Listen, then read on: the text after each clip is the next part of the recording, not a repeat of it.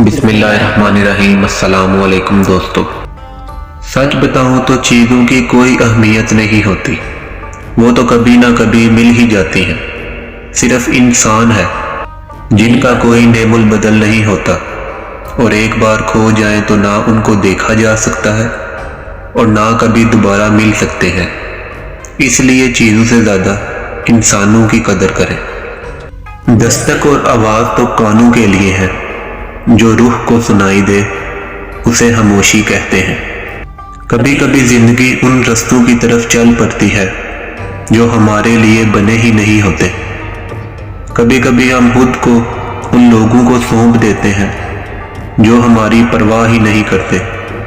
कभी कभी हम खुद को रुसवा करवाते हैं, अपनी तज़लील की वजह खुद ही बन जाते हैं।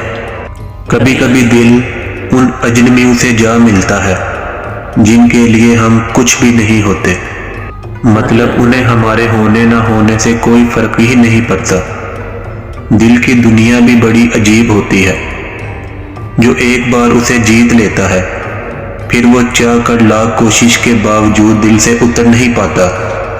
हम खुद ही अपने दुश्मन होते हैं, खुद ही अपने लिए अजियत का सामान करते हैं। बात चीज़ें हमारे हाथ में नहीं होती, सिर्फ हमारी दुआओं में होती हैं। रूह को जब कोई भी समझ ना पा रहा हो, उस वक्त उसका रोना खामोशी कहलाता है।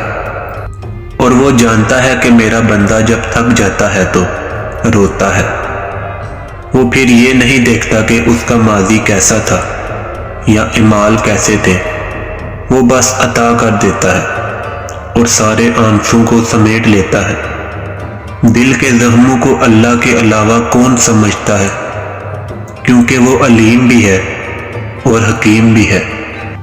हर दिन नहीं मगर कभी कभी वक्त की सुइयां सेकंड से सेकंड के फासले में घंटों लगा देती है। नींद पलकों पे दस्तक देती रह जाती है। हर रात नहीं मगर अक्सर ही सो जाने के लिए मुसलसल जागना पड़ता है।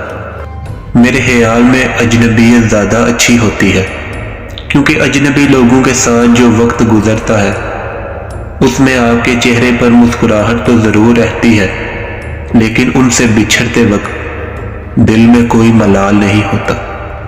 अगर आपको वीडियो अच्छी लगी है तो इस वीडियो को लाइक करें, चैनल को सब्सक्राइब करें और अपने दोस्तों के साथ इस वीडियो को ज़रूर शेयर करें। शुक्रिया।